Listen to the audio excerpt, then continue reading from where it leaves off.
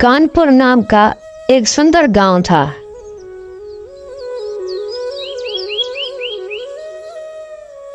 वहां पर गौरव नाम का एक गरीब लड़का भी रहता था। गौरव एक नौकर का बेटा था, लेकिन उसके माँ बाप बचपन में ही चल बसे थे, इसलिए गांव के सेठ लालचंद ने उसको पाल पोस कर बड़ा किया था। लालचंद गौरव को अपना बेटा मानता था और गौरव भी लालचंद सेठ को अपने पिता समान मानता था।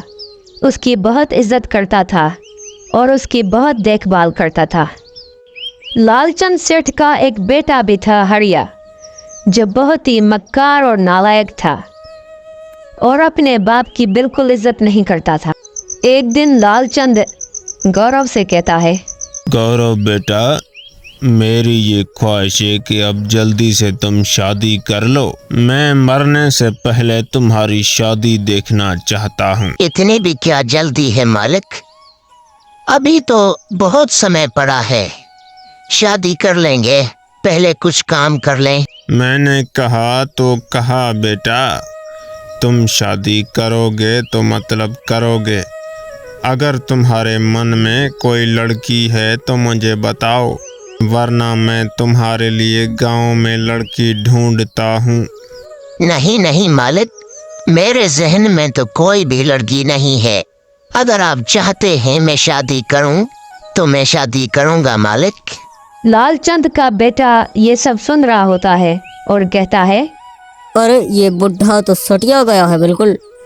अब उस नौकर की शादी कराएगा और वो भी अपने पैसों से। इस बुढ़े का दिमाग खराब हो गया है।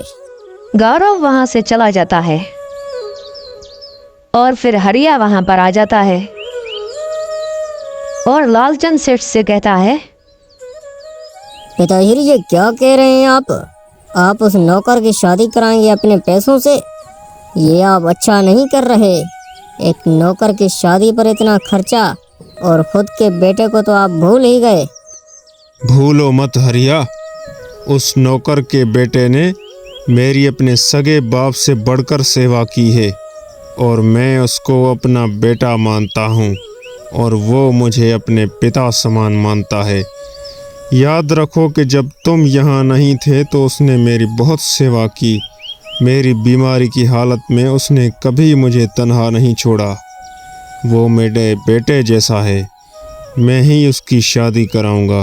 कुछ दिनों के बाद गौरव की शादी हो जाती है और उसे एक सुंदर और अक्लमंद पत्नी मिलती है। अरे सुनती हो, लालचंद सेठ के मुझ पर बहुत बड़े एहसान है। वो मेरे मालिक हैं। तुम इस बात का ध्यान रखना कि वो जब भी यहाँ आए तो उनकी फौरन खिदमत करना। उनके लिए जल्दी चाय नाश्ता बना लेना। वो हमारे लिए किसी फरिश्ते से कम नहीं है।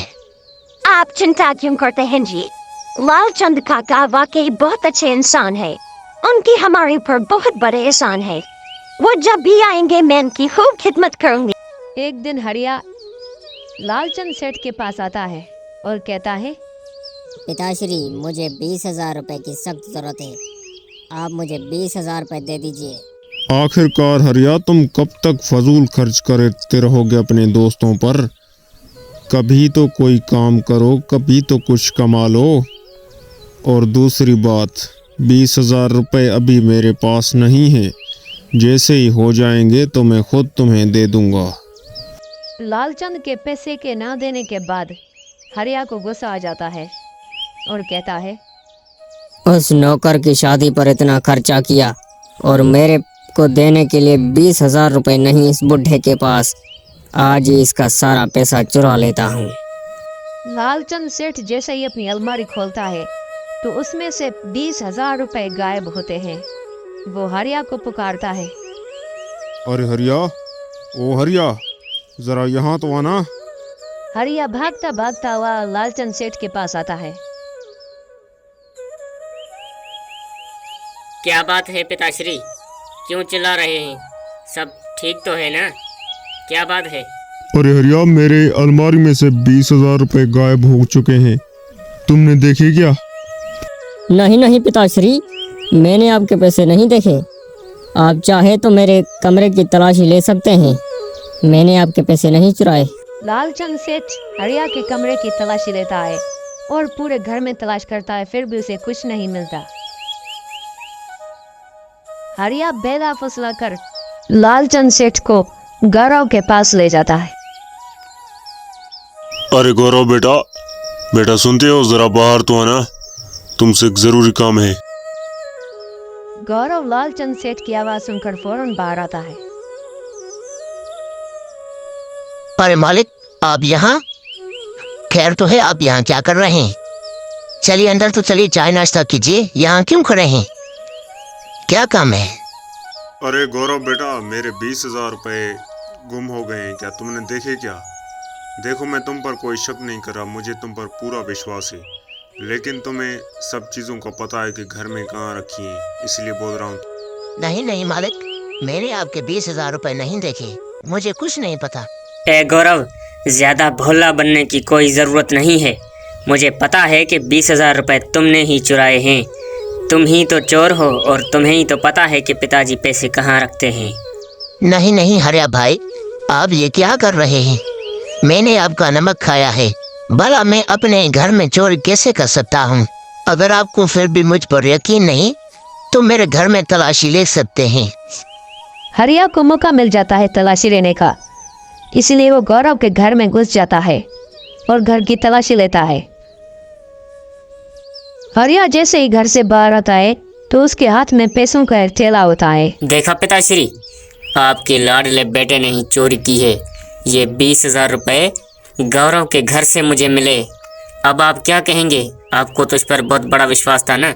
मैं तो पहले ही कहता था कि ये बहुत ही कमीना और लालची इंसान है। अरे अरे, ये पैसे मेरे घर से कैसे निकले? मुझे इनके बारे में तो कुछ नहीं पता। मालिक, मैं कसम खाता हूँ, मैंने आपका नमक खाया है, मैं आपकी चोरी नहीं कर सकता। मुझ पर यकीन करो मालिक। आप कुछ बोलते क्यों नहीं मालिक? लालचंद सेठ कुछ भी न बोल पाया और चुपचाप खड़ा देखता रहा।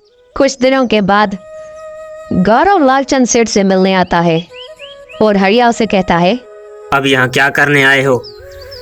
पिताश्री तुमसे नहीं मिलना चाहते और तुम्हारी शक्ल भी नहीं देखना चाहते। चोर, चले जाओ यहाँ से। हरिया भाई, मुझे सिर्फ एक बार लालचंद सेठ से मिलना है, मुझे सिर्फ उनसे मिला दो और मैं चोर नहीं हूँ, मैं चोरी नहीं कर सकता।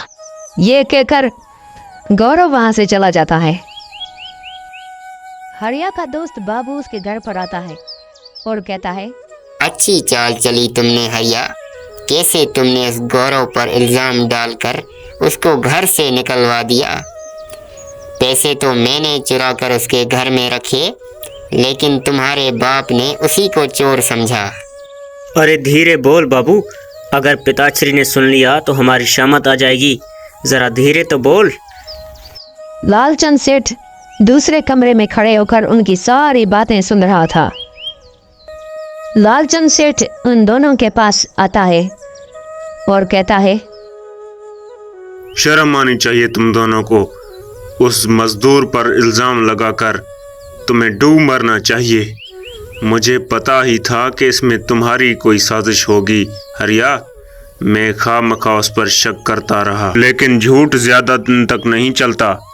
अब मुझे सब पता चल चुका है और अभी से मैं तुम्हें इस घर से निकाल रहा हूँ। चले जाओ मेरी नजरों के सामने से। लालचंद सेठ हरिया और बाबू को घर से निकाल देता है और गौरव के घर पहुंच जाता है और कहता है, गौरव, मुझे माफ करना मेरे बेटे, मैंने तुम पर शक किया। सब हरिया क्या किया धरा था, उसी ने तुम पर झूठा इल्जाम लगाया था। अब तुम यहाँ मत रहो, मैंने उसे घर से भी निकाल दिया है। अब तुम चलो मेरे साथ, अपनी पत्नी के साथ मेरे साथ रहो। मैंने कहा था मालिक, मैं कभी आपसे धोखा नहीं कर सकता। और हरिया को घर से क्यों निकाला? आखिर वो मेरा भाई है, नादान है, उसको मैं ले आता हूँ। मुझे माफ करना गौरव, मैंने तुम पर खामखा शक किया। वो हरिया ने तुम्हें झूठा साबित किया, इसलिए मैं मजबूर था, मैं कुछ भी नहीं बोल पाया। लेकिन अब तुम सब मेरे साथ चलो और मेरे घर में रहो। अब हम मिलकर रहेंगे। और हरिया को मैंने भी घर से निकाल दिया है।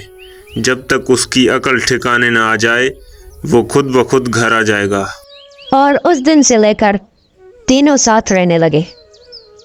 और गौरव हमेशा लालचंद सेठ का वफादार रहा। तो दोस्तों, अगर आपको ये कहानी पसंद आई तो हमारे चैनल को सब्सक्राइब ज़रूर करें और कमेंट में अपनी राय ज़रूर दें और इसको लाइक करें।